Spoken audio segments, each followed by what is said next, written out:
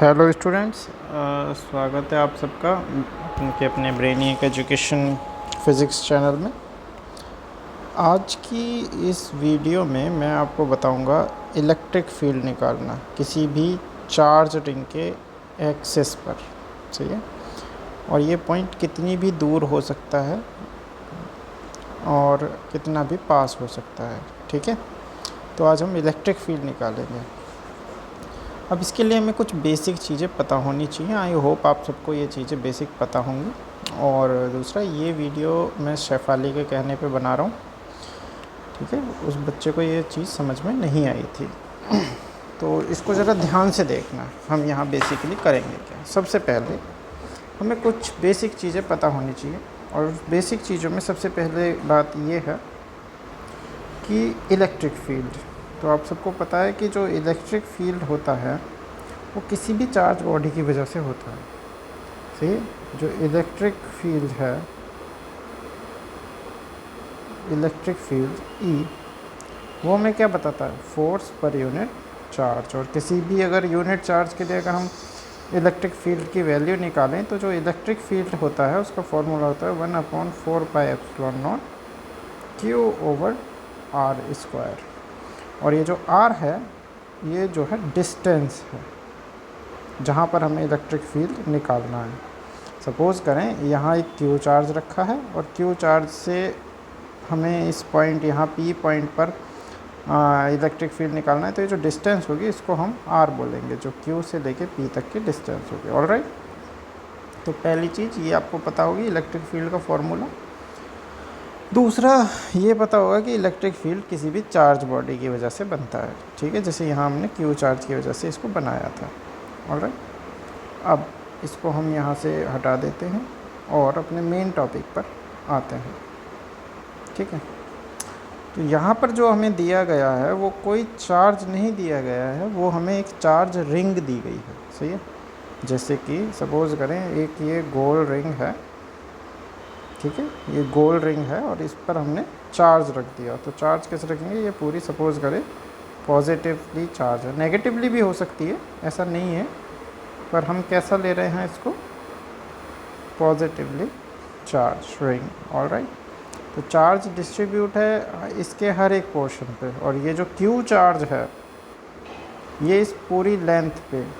सही है, Q charge है किस पर? होल रिंग पर। ठीक, अब इस पूरी लेंथ, ये पूरी लेंथ कितनी होती है? 2πr। भाई किसी भी जो रिंग है, सपोज़ करें कि हमने एक वायर लिया A और B और इसको घुमा के ये रिंग बना दिया, तो इस वायर की जो लेंथ होगी कितनी होगी? 2πr। और जो r है ये इसकी रेडियस है। ठीक है, तो पर यूनिट लेंथ पे जो चार्ज होगा, charge per unit length, unit मतलब 1, चार्ज पर यूनिट लेंथ पे जो चार्ज होगा पर यूनिट लेंथ पे वो कितना होगा? Q/2πr। सही। अब अगर आपको ये चीज़ समझ में नहीं आ रही तो मैं आपको एक बात बताता हूँ, इसको ज़रा समझना। सपोज़ करें मैंने कहा आपके पास 4 मीटर की रॉड है। कितने मीटर की रॉड है? 4 मीटर की। और इस पूरे रॉड पर 8 कूलाम का चार्ज है। तो मैंने आपसे कहा बताओ 1 मीटर पर कितना चार्ज हुआ? सही है, तो आप कैसे निकालोगे बताओ? तो हम क्या करेंगे, टोटल चार्ज को पूरी लेंथ से डिवाइड कर देंगे, 2 मीटर। तो इसके 1 मीटर पे कितना हुआ? 2 मीटर। फिर बाकी के 1 मीटर पे कितना हुआ? 2 मीटर। फिर बाकी के 1 मीटर पे कितना हुआ? 2 मीटर। और बाकी के 1 मीटर पे कितना हुआ? 2 कूलाम। 2 कूलाम, 2 कूलाम, 2 कूलाम और 2 कूलाम। ठीक है, तो ये डिस्ट्रीब्यूशन और तुमने वैसे बेसिकली कैसे निकाला? टोटल चार्ज को टोटल लेंथ से हमने जब डिवाइड किया तो हमें पर यूनिट लेंथ का चार्ज जो है मिला। अब अगर मुझे 1 मीटर का चार्ज पता है, 2 कूलाम है, तो कोई मुझसे अगर 50 मीटर का भी पूछेगा तो मैं सीधा बता दूंगा 100 कूलाम होगा।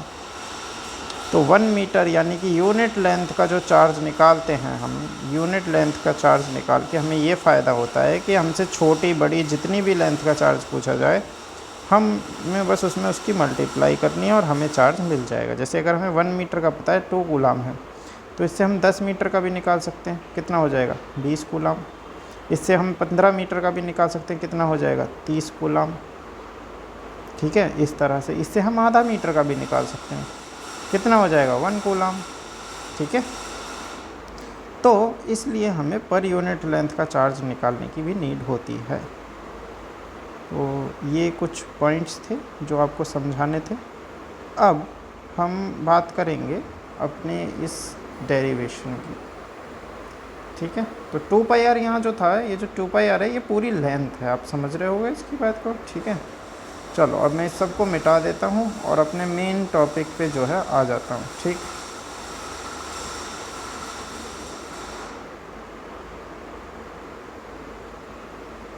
अपने मेन टॉपिक पे आते हैं, इसको हम यहाँ से ख़त्म कर देते हैं। देखो यहाँ आप इस फिगर में ये देख सकते ही हो कि ये एक रिंग है पूरा, ये जो है ये एक रिंग है और इसका जो रेडियस है वो a है और इसका जो सेंटर पॉइंट है, इसको सपोज करिए मैं O नाम दे देता हूँ। इस सेंटर पॉइंट से r डिस्टेंस दूर एक पॉइंट P है। इस P पॉइंट पर हमें इलेक्ट्रिक फील्ड निकालना है, तो मैं लिख देता हूँ we have to find the electric field due to charged ring at point P। ठीक है, at point P। और डिस्टेंस क्या है, distance of point P from centre of ring is equal to r। okay, and the radius of ring कितना है a। Alright, और जो net charge है, net charge on ring, net charge जो हमने माना है रिंग पे वो कितना माना है q कूलाम। सही है, कितना माना q।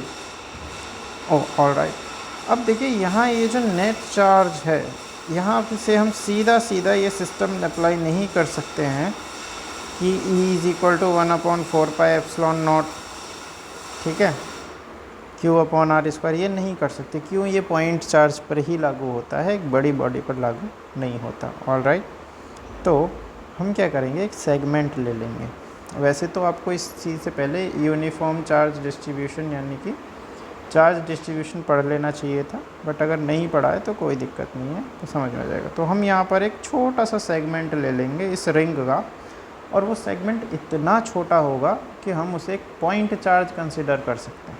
ऑलराइट, तो चलिए मान लेते हैं हमने यहाँ से एक सेगमेंट ले लिया, इसको बोला A और इसको बोला यहाँ से B, और ये वाला सेगमेंट हमने ये वाला इस रिंग का ले लिया।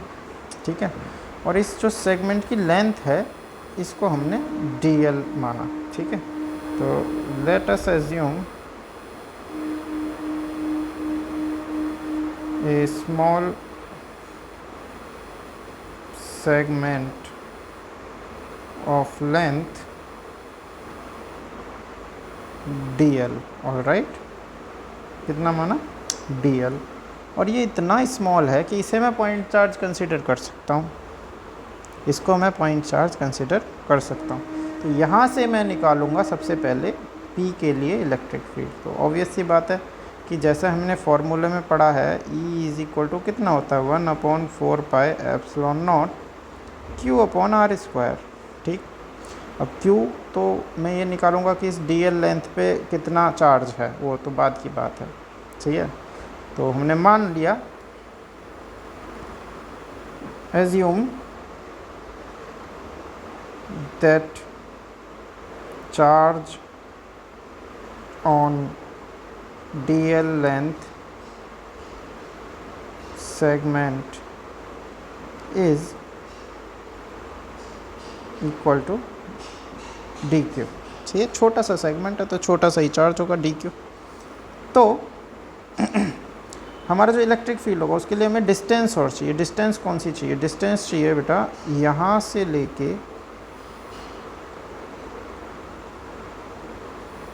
डिस्टेंस चाहिए यहाँ से लेके ये वाले डिस्टेंस, ठीक है। तो ये कैसे निकलेगी? अब ये देखो, सपोज करो ये एंगल थीटा है, ठीक है, और ये हमारा ये जो है ये रेडियस कितनी है यहाँ से यहाँ तक a, और ये कितना है r। तो इसको हम बेस मान सकते हैं, इसको हम परपेंडिकुलर। तो ये हमारा कितना हो जाएगा? Hypotenuse is equal to under root में base square plus perpendicular square, या हम perpendicular square plus base square, तो a square plus r square. ये हमारा यहाँ से यहाँ तक के डिस्टेंस हो गई। ऑलराइट, तो अब हम निकाल सकते हैं इस स्मॉल सेगमेंट की वजह से P पॉइंट पर क्या इलेक्ट्रिक फील्ड, क्या निकाल सकते हैं? Electric field. तो चलिए इसको निकाल लेते हैं एक बार, ठीक है।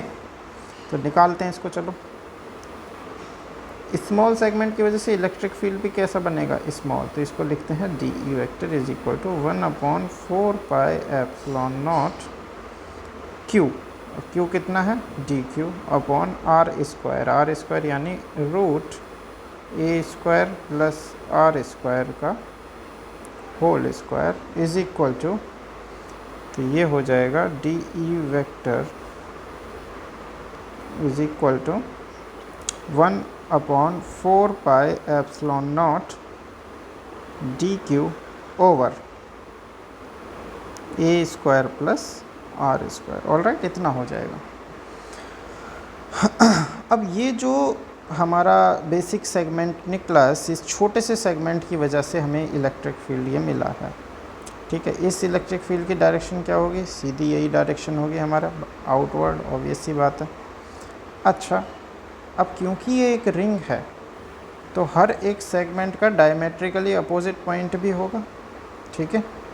जैसे मैं बता देता हूँ आपको, अगर ये एक रिंग है, ठीक है, ये एक रिंग है और मैंने इस पॉइंट पे ये सेगमेंट माना था A और B, तो इसका जस्ट डायमेट्रिकली अपोजिट एक और पॉइंट होगा यहाँ पर, इसको मैं क्या बोलूँगा? A dash B dash. तो अगर इसकी वजह से, यहाँ पे देखो, इसकी वजह से इधर की साइड इलेक्ट्रिक फील्ड बन रहा है, तो इसके डायमेट्रिकली अपोजिट पॉइंट ये जो है इसकी वजह से किधर बनेगा? इसकी वजह से इधर बनेगा। वैल्यू कितनी होगी? सेम होगी, क्योंकि यहाँ पर भी DL लेंथ पे DQ चार्ज होगा, और ये जो वैल्यू होगी ये अंडर रूट में A square plus R square ही होगी, तो सेम वैल्यू आएगी बिल्कुल।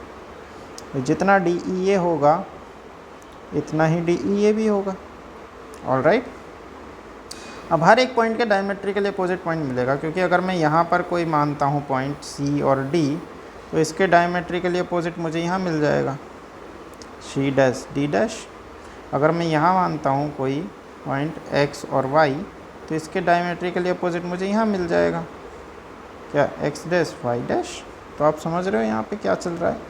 यहाँ पर ये हो रहा है कि हर एक रिंग है, सर्कल है, तो डायमेट्रिकली अपोजिट पॉइंट मिलेगा ही मिलेगा, ठीक। अब जब डायमेट्रिकली अपोजिट पॉइंट हमें मिल रहा है, तो जो नेट इलेक्ट्रिक फील्ड होगा वो इन सभी का सम होगा, एक थोड़ी ना है। ऐसे मैं 50 पॉइंट मान सकता हूँ यहाँ पे, तो इनका जो नेट इलेक्ट्रिक, हमें तो नेट निकालना है, हमें इस एलिमेंट की वजह से नहीं निकालना, हमें नेट फील्ड निकालना है। तो नेट कितना हो जाएगा? इन सब का सम। तो सपोज़ करो यहाँ पर DE की बात करता हूँ, तो इसके दो कंपोनेंट, ये थीटा है तो ये भी कितना हो जाएगा? Theta.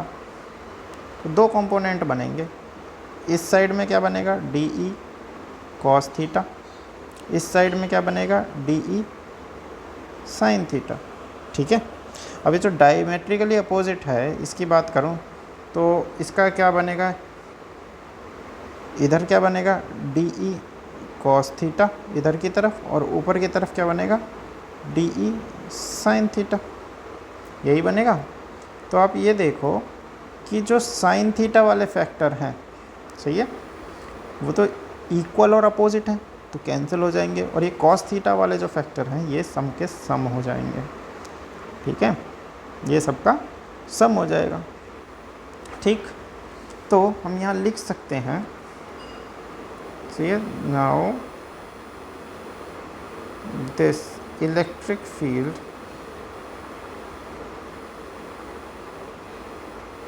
DE has its two component,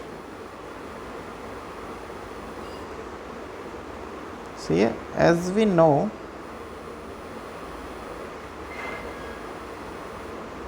that its perpendicular component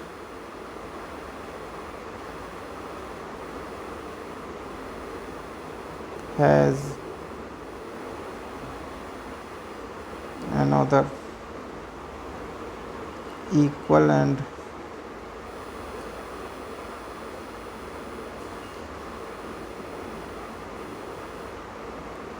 value of electric field due to its diametrical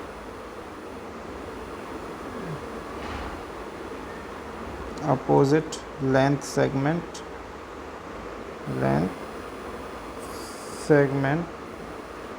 so only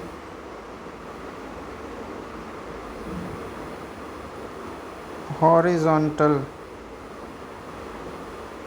component added together, सही है। तो जो साइन वाले कंपोनेंट हैं ये सब कैंसिल हो जाएंगे क्योंकि इक्वल एंड अपोजिट मिलेंगे, लेकिन कॉस वाले सब ऐड हो जाएंगे।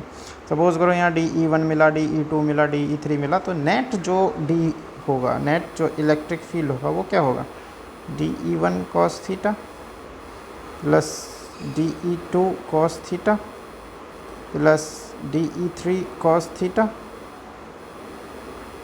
प्लस डॉट डॉट ऐसे ही DEN और यहाँ कहते हैं cos थीटा। तो जो सिग्मा, इसको हम लिख सकते हैं सिग्मा DE और cos थीटा क्या आ जाएगा, कॉमन आ जाएगा cos थीटा, सही है। तो जो नेट E होगा हमारा, नेट E इलेक्ट्रिक फील्ड, वो कितना हो जाएगा, DE into cos theta, summation of DE into cos theta. Alright, अब सम कैसे यहाँ पर हमें करना है इसको हम यहाँ देख लेंगे, ठीक है। सबसे पहले तो हमें यहाँ पर cos थीटा की वैल्यू निकाल लेनी है, ठीक है। तो इस फिगर में ज़रा देखें, फिगर में देखेंगे तो क्या मिलेगा, परपेंडिकुलर, बेस और hypotenuse. cos theta is equal to base upon hypotenuse, तो cos थीटा की वैल्यू कितनी हो जाएगी, cos theta is equal to कितना हो जाएगा, बेस अपॉन हाइपोटेनियस। तो बेस कितना है r, हाइपोटेनियस कितना है अंडर रूट में a² प्लस r², ठीक है, पहली चीज़। दूसरा DE की वैल्यू हमारी कितनी आई, DE की वैल्यू आई 1/4πε0 dq upon a² plus r², इतना आया, ठीक है। अब हमें DQ की वैल्यू और चाहिए, तो देखो DQ चार्ज के लिए तो हमें पर यूनिट लेंथ का चार्ज कितना निकालना है, Q/2πr इंटू DL, ठीक है। इतना हमें मिला DQ की वैल्यू जो मिली। तो हमारा जो DE है इसमें वैल्यू रखेंगे कितना है, 1/4πε0, ये हो जाएगा Q/2πr a² into r² into DL, alright, ठीक, ऑलराइट, इतना हमारा ये हो जाएगा। अब ये सारी वैल्यू उठा के हम इसमें रख देते हैं, तो हमारा जो नेट E वेक्टर होगा वो हो जाएगा 1/4πε0 QDL/2πr a² प्लस r², और cos थीटा की वैल्यू हमारी कितनी आई, R upon A square plus R square under root. ठीक, तो जो नेट ई होगा हमारा हो जाएगा 1/4πε0 कितना होगा क्यू डी एल अपॉन में 2π आर। एक्चुअली अब यहाँ पर एक चीज़ थोड़ा सा नोट करना, ये 2π आर मैंने ये रेडियस जो है सॉरी आर नहीं मानी थी, ए मानी थी। ठीक है, तो यहाँ गलती हो गई थोड़ी सी, इसको ए करना है, ये सर्कल की रेडियस है, ए मानी है। ठीक है, तो 2π ए होगी ना कि 2π आर होगी, 2π ए सही है। और इसको हम लिख सकते हैं R upon A square plus R square की पावर 3/2। ऑल राइट, ये इतना हो गया। अब हमें क्या करना है यहाँ पर, ये हमारा किसकी वजह से निकला, ये अभी यहाँ पर लेंथ पूरी नहीं है। सही है, लेंथ हमारी यहाँ पर पूरी नहीं है, तो पूरी लेंथ कितनी होगी, देखो dl हमारा छोटा सा शॉर्ट है, तो पूरी लेंथ कितनी है हमें पता है 2π आर नहीं सॉरी फिर से a, ये पूरी लेंथ है। तो पूरी लेंथ के लिए हम dl की वैल्यू रख देंगे 4 होल लूप जो ई वेक्टर होगा वो कितना हो जाएगा 1/4πε0 q upon 2π a r upon A square plus R square की पावर 3/2। और ये 3/2 कैसे हो गई, आधी इसकी एक इसकी, दोनों को जोड़ दो, इंटू डी एल की वैल्यू रख दो 2π ए से 2π ए कैंसिल।